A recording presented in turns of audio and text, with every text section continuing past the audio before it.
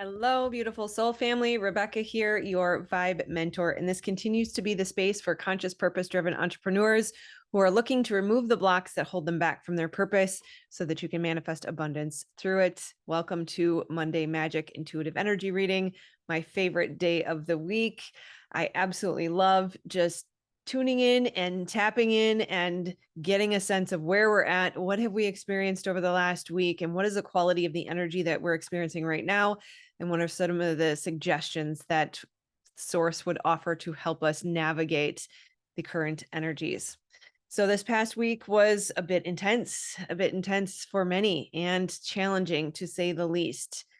There were no obvious reasons for this. We are in between moons. There was not a lot of solar activity. There were some pretty minor, but yet noticeable peaks and valleys in the Schumann resonance. So that would suggest that the collective is feeling it. Not sure if you know this, but one of the first times the Schumann resonance spiked above its standard 7.58 hertz, I think it's at, it was right around 9/11. So what that tells us is that the collective, when we respond, Mother Earth feels us. And if you're not familiar with the Schumann resonance, it's kind of like the heartbeat of the earth. And she was at 7.58 hertz for as long as we had been measuring. And only in the last few years or since 9/11 has it started to peak and see spikes in the 30s and 40s and 50s and beyond. Now I'll preface this with, I am not an expert. I can't tell you exactly how to read the Schumann resonance. I know some people feel like when there's a lot of white, that means that there's intensity. I've been told that actually that's not the highest intensity. It's rather the blue and green lines that peak, or I'm sorry, climb to those higher hertz. And that's where we're seeing some of the peaks. So if you're familiar with the Schumann resonance and you want to contribute to the conversation below, that would be helpful. There's other channels that are experts there. So if you just do a quick search on YouTube or Google, you'll find the support that you need there. But the only reason I want to bring that up is because I always look for what is the scientific evidence available when I'm feeling a lot of intensity, like we did this past week. It was very, very challenging, just consistent, challenging energy. Sort of one of those things that you feel like I don't want to say everything goes wrong, because we are creators. And so when we step into that belief, we create more of it. And so we'll say that it was more challenging to manage and maintain a higher vibration, that there were constantly things kind of coming at you that wanted to pull you back down. Right. And so technically, even though the solar weather was relatively quiet, we had an M flare here and there and lots of C flares, but that's pretty standard. There's a guy on Facebook, Pat Donsworth, I think is his name, and he has started calling them undetectables. When we feel this really strong, intense energy and this trying energy, sometimes I like that term, right? It felt like there was quite a few undetectables this past week. While they're not registering on any scientific measures that we have available to us, we are the canaries in the coal mine, right? Canaries in the coal mine. We are feeling this, and we are the measurement tool that says, hey, something's happening here. So of course I've begun to notice, if I don't put my feet on the ground for one full day, if I go a full day without grounding, I notice the difference. And so grounding is extremely, extremely important in these times where there's a lot of intense energy, because she will extract from you the excessive energy that can kind of make you feel frazzled. Right. So I do notice, though, over the weekend, the intensity has been decreasing, that it feels much softer and lighter today. I kind of was feeling like the collective, or even those immediately around me, were just sort of hitting a breaking point of like, that's it. I've had enough. And that sometimes can be healthy, because that can be needed to force us to make a move, to make a shift, to make a change. It can cause the collective to say, okay, enough is enough. I'm going to stop waiting for somebody to come in and rescue me, and I'm going to do something about this myself. And I will say that's a really important point for all of us to get to, because there is no knight on a white shining horse coming in to save you. And especially for those of us who've experienced complex trauma, it is very common to feel that we are a victim, that we are perpetually perpetrated, and that we wish that someone would come in and save us. And the only person that can come in and save you is you. And it's only when we start taking responsibility for our lives, for our emotions, for our trauma, for our healing, for our future, for our dreams, that things really start to happen. Otherwise, we're just left perpetually waiting for someone to come rescue us. So hitting that breaking point can be really good. It can get us to go, that's it. I'm done living this life. I'm making a change now. Enough is enough is enough is enough, right? So they say that change does not happen until the pain of change, the pain of staying the same is greater than the pain of change, right? So what that means is it's got to be more painful to stay where you are than it is to make a change. And so that's part of the reason why these energies come, is they push us, and they push us out of our comfort zone. They are kind of shoving us off the cliff sometimes, in some cases where we refuse to do the thing we know we've been called to do for a long time. Right. I still have this general sense of something's coming. There's, a sense of excitement, but certain, not around, I don't know what I would be excited for. This is a common theme over the last weeks and months, even. I would say even going all the way back to last September is kind of where that first started. And at that time, I was receiving the time frame March, April, May. And so now we're through that. And so it's kind of, I'm curious because something has shifted, something has changed. The shift from May to June has felt like we're in a different place. We are no longer where we used to be. That's like the old world. There's no looking back. It was brought to my attention that in the biblical story, I think it was Sodom and Gomorrah that was turned into salt, and Lot's wife looked back, and because she looked back, she turned into salt. And so the recommendation is do not look back. Do not look back. Whatever we have just moved out of is gone, and we're no longer in that place. Whatever you used to struggle with, wow, my solar plexus is like, woo, super excited. Taking the power in owning that there's no going back. We've left that old version of us behind. We've left that old life, and we are now in a new place. And it's only advised to look forward. Do not look back. Do not try to go back, or you will turn into salt, apparently. Right? This intensity is driving us. It's interesting because it's intense, but productive, right? It's pushing us. We're making progress. We're making change. We're stepping into the new. We're embodying the new is what's coming through right now. My whole body is tingling. It's like physically, we are also new and in a different place. We are embodying a new version of us. We are living in a new life. And so the guidance is, of course, as always, find stillness. Be still and know that I am God, right? You cannot hear source if we're in internal chaos. And from a psychology standpoint, that says stay regulated. From the Heart Math Institute, they'd say find coherence. It's all one and the same, right? Be in your parasympathetic nervous system state. What that means is hypervigilance and constant fight or flight and constant worry and stress and fear. It's restrictive, it's masculine, it's blocking, it's cutting us off from source. Versus that healing, rest, digest, growth, repair state of your nervous system is very feminine, is very magnetic. It is very allowing, it's receiving, it's open, it's receptive. That's the state of being that we need to hold as we flow through this new environment that we are in. That is just like coursing through my body, the importance of that message right now. Things are happening. We are being lived by life, and we have to remember that. We have to put down this, again, hypervigilant need for control. That is a trauma response. The way of the world that tells you hustle and grind, or else you don't deserve. It's gone. And now we're just in the deconditioning program.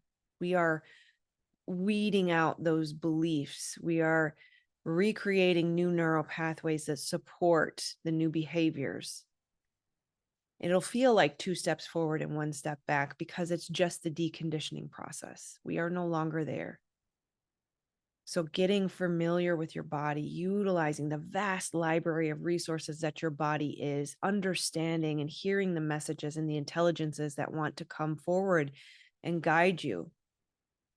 If you haven't checked out the video posted yesterday on Sunday, go watch that, because it's really all about how our entire being is a vast library of resources, and we've only used a small part.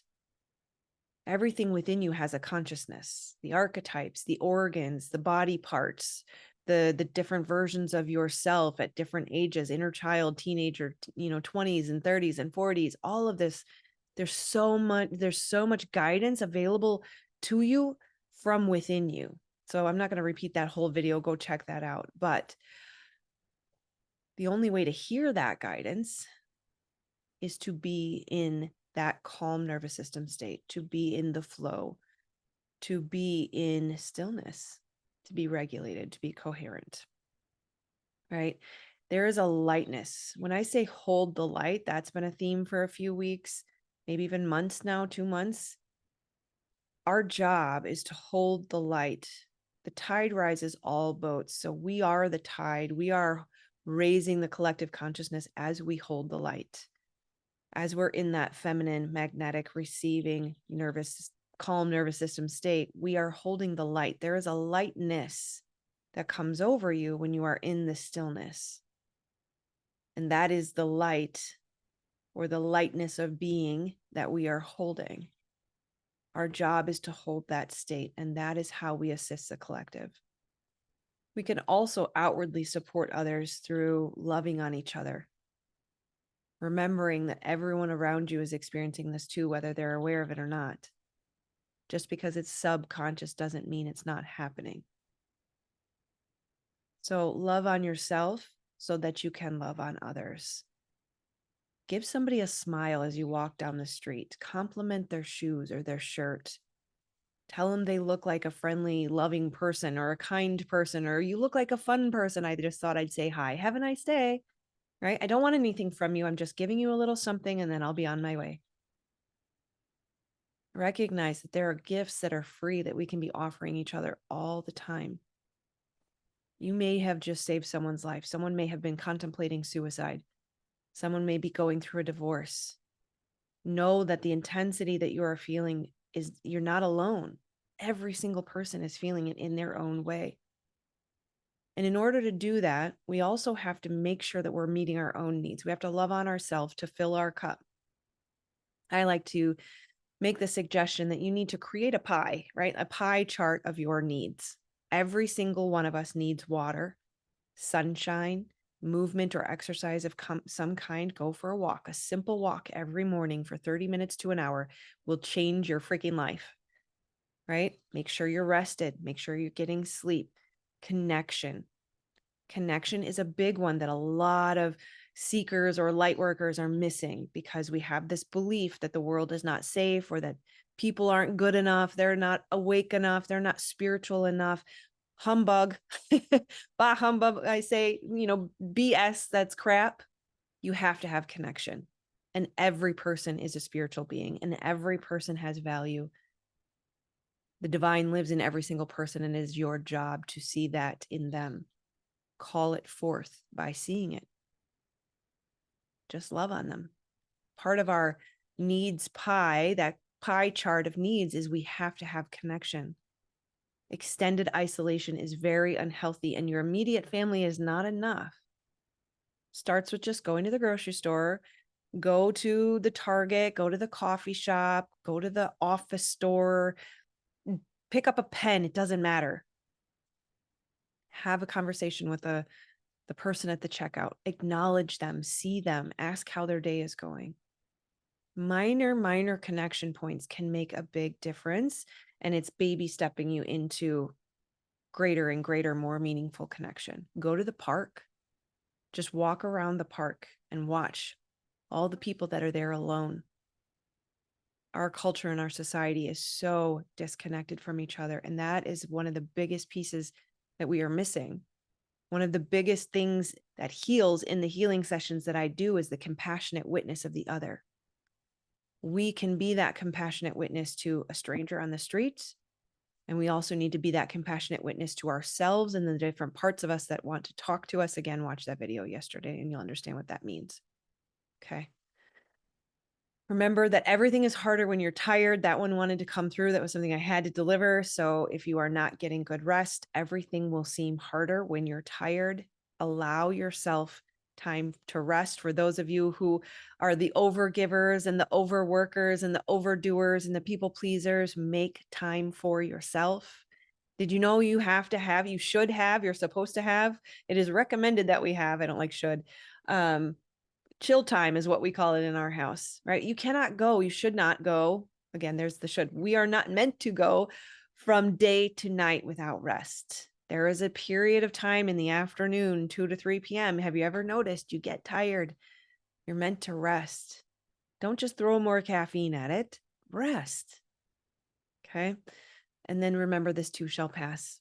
Nothing lasts forever. Everything is always changing. And if you have felt stuck for a long time, you've got to do something different. Remember, the definition of crazy is continuing to do the same thing over and over, expecting a different result. Likely, if you've been stuck for a long time, especially if you are a hidden seeker or a hidden light worker, which means stuck in perpetual hermit mode, it's time for healing. Trauma spotting through source tapping, which is the healing modality that I offer free sessions. It is designed to heal and remove the things, the traumas that are stuck in your body that keep you from moving into your purpose, moving into connection with others. Being stuck for a long time is not normal and it is not healthy. If you are in perpetual hermit mode under the guise of healing, you've got to do something different. The time is now. Your purpose, your gifts are needed by the world, and we need you to step forward and start shining your light. There is no more waiting. There is no more waiting. That was a very clear piece of guidance. There is no more waiting. If you are telling yourself a story about how this thing needs to happen first, or I need that to happen first, or I need money first, or I need to get to that place first, or I need to move first, or I need to break up first. No, there is no more waiting. Own your power and authority. Step into your purpose and your path now. Divine timing. That's another one that, yes, I do agree. There are certain things that will only happen when the divine says it's time. But we are hurting ourselves if we are sitting here saying, I'm just waiting on divine timing. I'm just waiting on divine timing. No, move. I am calling to your soul right now. Get up and move. Make a change. There is no more waiting. The time is now. And that just wanted to come through. So that's for you. Whoever that's for, let me know. I would love to hear from you. But own your power and authority. Own your power and authority. We are co-creators. We are part of the solution here. It is not always up to the divine. We must take action daily, maybe even hourly. Depends on how quickly your guidance comes through, but it's not days and weeks and months and years on end of waiting for guidance. It doesn't work that way. That's trauma. And that's where you need healing. Again, I offer free sessions. Just click the link. I found something this week too that really fits well with this that I loved, and I think it's important to share with you. I do some theta healings that leverages your power and authority as well. But I also, and many people know of Marissa Peer. She's amazing. I love her. It's really interesting how her work goes hand in hand very well with trauma healing. Her work is very much designed around managing your thoughts, right? I'm not that person. I won't go there. I won't think that thing. I will only think about healing. I will only think about wealth. I will only think about health. I will only think about love. And that's great once you have healed the trauma, because if it's still in the subconscious, you can't think your way out of it. And that's where that, toxic positivity comes in. Regardless, her gifts are amazing once you've healed the trauma. And she uses something she calls the DICC method. It's DICCC, but you won't forget it because it's got a great name. And what that stands for is direct, instruct, command, compel, and code. And it's got the same tone as the theta healings that I do. Is you're going up into those higher spiritual realms and you're leveraging the power and authority that was gifted to you that you have a responsibility to use, right? I direct and instruct and command and compel wealth and only wealth in my being, in my body, in my life now. That's really interesting because what I intended to say was wellness, and yet what came through was wealth. So that is meant for all of us. Source wants light workers to be wealthy. We need the world's resources in the hands of the right people. Income is impact, and trauma healing is directly connected to healing our ability to call in and create and hold wealth so that we can make a difference in the world. It is time to start to direct, instruct, command, compel, and code wellness, wealth, love, ease, flow, peace, love, joy in our lives now, right? It's time to create the change that we so want to see in the world, and it starts with our own lives. That tide rising all boats means you healing, you being wealthy, you being abundant, you being happy, you realizing your dreams. That's how you help others. Yes, you have a gift that is intended for service that you will discover in this process as you rediscover who you were made to be before the world changed you, as you realign to your original design. And how do we change the world? How do we fix the problems that we see out there in the world today? By focusing on fixing you, by focusing on what you want to create, creating a beautiful life for yourself. Your joy, your high vibration helps shift and change those around you. We've got to keep moving forward. We cannot stay stuck anymore. We've got to define the goal and keep moving towards it every day. And be aware of false action. This is another piece of guidance that came through. Be aware of false action. What that means, what that looks like, especially for light workers, especially for seekers, is healing. I'm constantly healing. I'm constantly healing. I'm constantly meditating. I'm basically in perpetual hermit mode, but I take a lot of courses and I binge YouTube, ancient wisdom, and I'm doing all these things to learn and grow my skills and talents as a healer, but I'm not investing in building my business or being seen or finding clients to help. I had one person tell me she invested $50,000 in a new or extended training on her healing modality. But at the same time, and within the same hour, she told me, I don't have the money to invest in marketing and sales and building my business. So be aware of false action towards your purpose. The subconscious brain will try to trick you. It knows you're a light worker. It knows you're here to do big things in the world. It knows you're here to make a difference and to help people heal. And so it needs to let you believe that you are moving towards your purpose. But very subtly and subconsciously, it will hold you back and keep you from actually getting out there because it doesn't believe it's safe. Again, that's trauma stored in the body, that you cannot bootstrap it. You cannot force yourself with willpower. You'll just fall back into subconscious overwhelm, shutdown, fatigue, and all the stories we tell ourselves around, I don't know how, or I'm waiting on guidance, right? Be aware of false action. Take steps towards your mission and purpose every day. And that is all the messages that were offered for today. I love you guys so, so, so much. Feel that. Feel that, the rightness in that. Feel the truth as it resonates in your body. And reach out if you need a free 30-minute session. I'd love to help you identify the root cause of what's holding you back right now so that you can start to heal and step into your purpose. I love you, my friends. Namaste, and I will see you soon. Take care.